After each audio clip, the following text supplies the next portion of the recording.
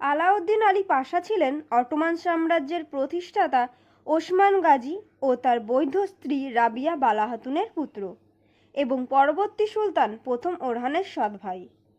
আলাউদ্দিন নাকি ওরহান বড় ছেলে তা এখনও নিশ্চিত নয়। কিছু ঐতিহাসিক দাবি করেছেন যে আলাউদ্দিন ওসমানের দ্বিতীয় পুত্র ছিল।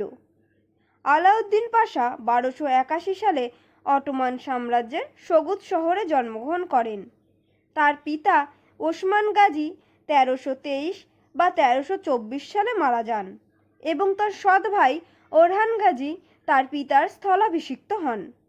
এরপর ওরহান তার ভাই আলাউদ্দিনকে প্রস্তাব দেন যে তারা উদীয়মান সাম্রাজ্য ভাগাভাগি করবেন, কিন্তু আলাউদ্দিন এই যুক্তিতে প্রস্তাব প্রত্যাখ্যান করে বলেন যে তাদের পিতা ওরহানকে একমাত্র উত্তরসূরি মনোনীত করে গিয়েছেন এবং সাম্রাজ্যকে বিভক্ত করা যাবে না। এরপর ওরহান তার ভাই আলাউদ্দিনকে উজির হওয়ার প্রস্তাব দেন।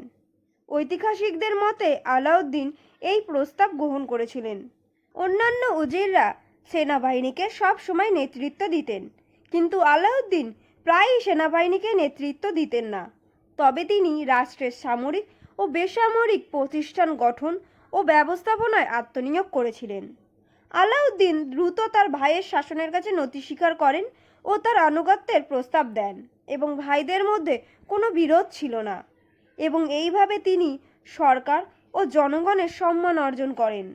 প্রকৃতপক্ষে এটা মনে হয় যে আলাউদ্দিন একটি স্বাচ্ছন্দ্যময় জীবনধারা উপভোগ করতেন।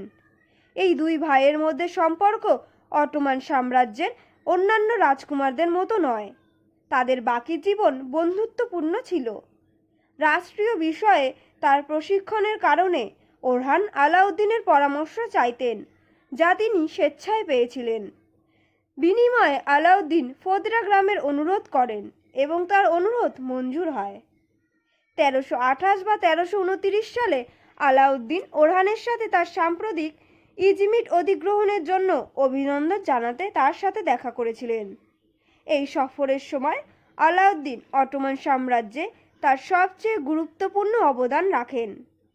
তিনি অটোমান সাম্রাজ্যের প্রথম দিকের দক্ষতা ও বৈধতা উন্নত করার জন্য ওরহানকে 3টি পরামর্শ দেন।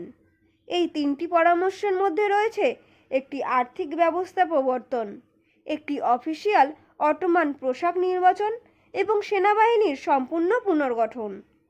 1328 থেকে 1329 সালের মধ্যে রৌপ্য মুদ্রা প্রকৃতপক্ষে ওরহানের নামে স্ট্যাম্প করা হয়েছিল।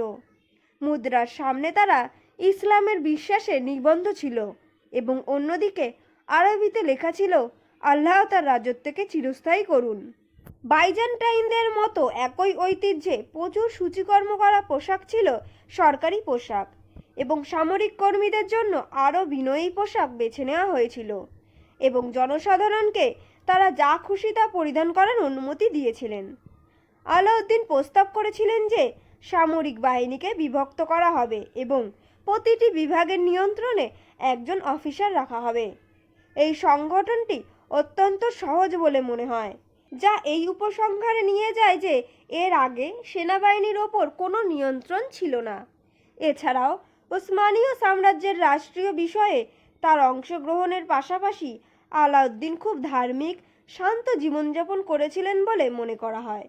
তিনি বালাদের কন্যাকে বিয়ে করেছিলেন, যার দ্বারা তার 5 পুত্র ও 3 কন্যা সন্তান ছিল।